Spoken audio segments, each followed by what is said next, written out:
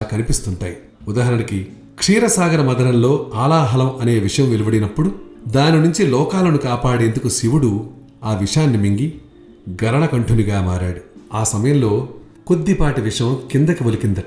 అప్పుడు శివుని చెంతనే ఉన్న నంది ఏమాత్రం ఆలస్యం చేయకుండా ఆ కాస్త విషాన్ని ఆరగించేశాట.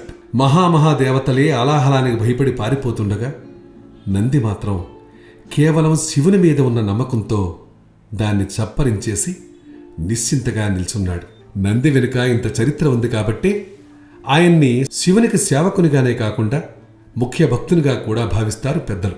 తమిళనాడులో ఆయన్ను అష్టసిద్ధులు కలిగిన వానిగా, జ్ఞానిగా, ప్రథమ గురువులో ఒకనిగా భావిస్తారు. శైవమత ప్రభావం అధికంగా ఉన్న కర్ణాటకలోని బసవనగుడి, మైసూరు వంటి ప్రదేశాల్లో నందికి ప్రత్యేకించిన ఆలయాలు ఉన్నాయి. ఇక తెలుగునాట కూడా లేపాక్షి అనంతపురంలో ఉంది. మహానంది కర్నూలు